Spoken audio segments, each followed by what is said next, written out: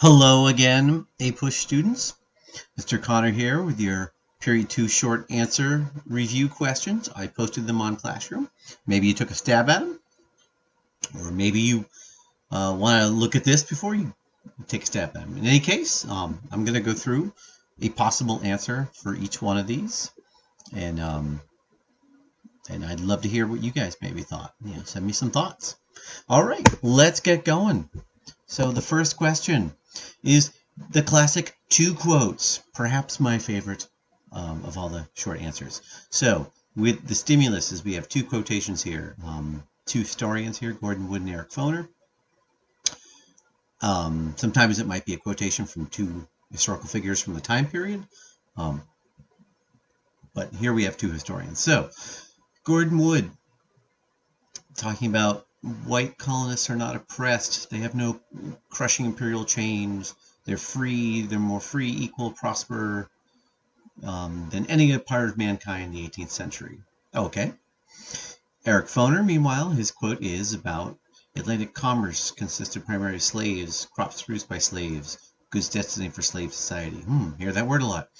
Should not be surprising that for a large number of free colonists, freedom meant the power to enslave others. So, I know there's going to be something about freedom here, I bet. So let's take a look at the questions. So for two quotes, it's always going to be this format. What's the difference between the two quotes? It's going to be part A, right there. And then part B will be find something to support the first quote, in this case Woods. Part C, find something to support the second quote. All right, so we'll, of course, use our ACE format. Answer the question briefly. Cite evidence for your answer and explain how your evidence shows your answer. So let's ace this question. All right, I'm going to put the two quotes back up here. So what's the difference between Wood's and understanding and Foner's understanding of 18th century colonial society? So you may remember this is the thing I took points off for most commonly. Your A part, your answer, needs to be an expression of they are different about what? What are they differing about? You can't, in your first sentence, say, Wood said this, Foner said that. That does not tell me what they are differing about. That is a summary. So, again, I see the word freedom a lot. So, my sense for the A part is that they show a difference about what freedom means for white colonists. Where does it come from? So they're both talking about freedom, but they both have a different take on what freedom means or where freedom comes from. So I'd go to Wood. Wood is saying they're free because they are not oppressed, because there's a little central control, or it says there's no feudal monarchical restraints. I wouldn't quote Wood. Again, I don't think you need to quote in a two quotes question. You want to show you understand the text and refer to it. Overly quoting wastes space and, of course, will waste time, and readers tend to look at quotes and say, does this kid know what they're talking about, or are they just quoting? And in the case of Foner, he links freedom to slavery. Freedom, gives the power. They're free because the slaves are doing all this work and producing all this wealth. So, how would I explain that? Well, Wood centers his understanding, his relation to Britain. He very much centers it like they are free because of what's going on outside, and Foner's emphasis is on slavery, what's going on in the colonies with slavery is the foundation. So that's how the evidence shows they have a different sense of what freedom means to white colonists.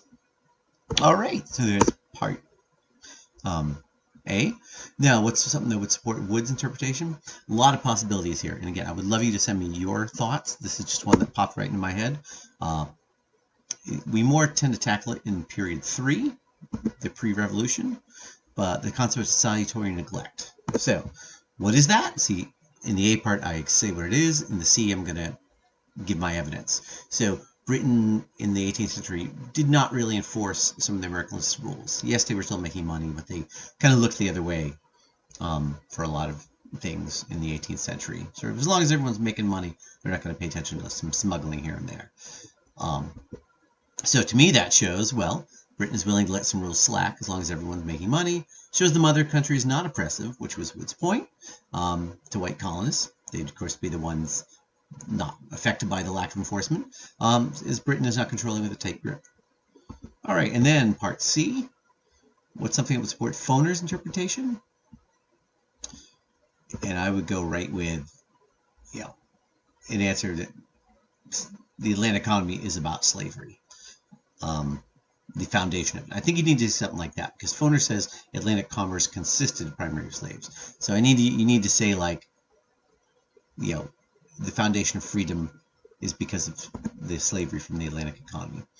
So the evidence I would give is most of the wealth is produced by slavery, such as tobacco and sugar. So again, Foner kind of said things like crops and goods. I think you need to get a little specific there, what that means, because you want to emphasize, the money is coming from the slave colonies, the tobacco in the Chesapeake, the sugar in the West Indies, or what have you. So I explained that, like, the success of the commerce comes from dealing with slave-produced items rather than small farmers or tradespeople. So people are free because they're doing economically well, and that they're doing economically well because slavery is producing the wealth. So that's my take on that. Again, I'd love to hear yours. All right, our next question is a no-stim question, which I know is everyone's other favorite one. Whoa, who doesn't love a good no-stim? Woohoo! So this one is a compare-contrast, which I think is what the no-stims are going to be. So we're going to use our ACE again here. So let's look at part A. This is the compare part. What's a similarity between colonies in the Chesapeake and colonies in New England? And this time period is the entire colonial British period. We're not covering the Spanish, so we don't have to go into the 1500s. Basically, from Jamestown to about the French Indian War. So something between these two colonies that's similar.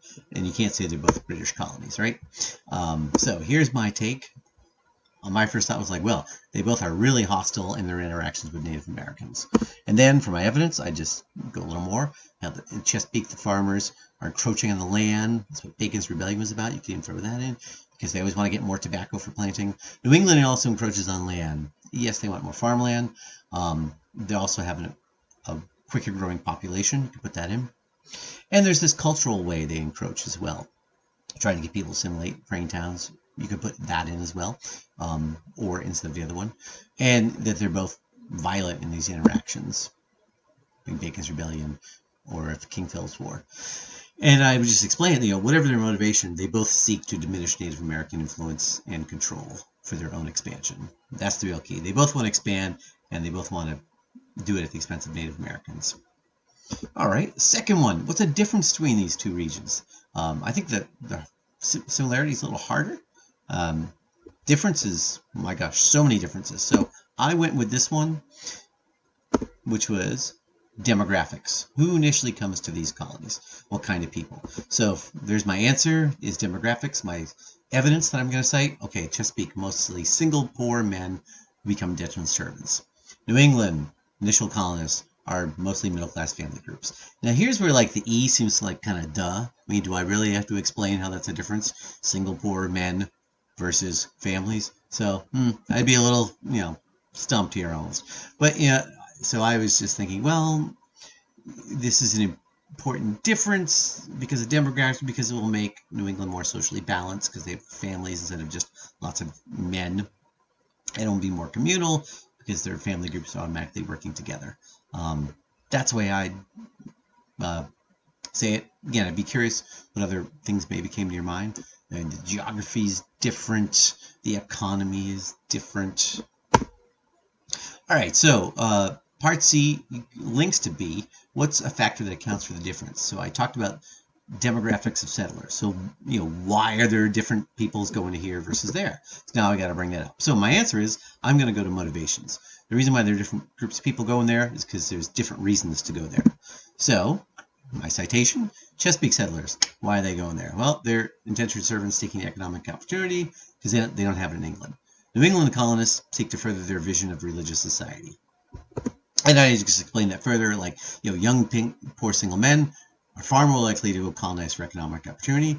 New England settlers, they don't need to come here for money. They're middle-class families.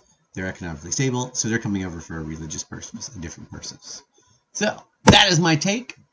That's what I got. Check in with me. Love to hear what you say. I love to hear from you guys. Some of you saw my AP update today, and we got a good chuckle out of that.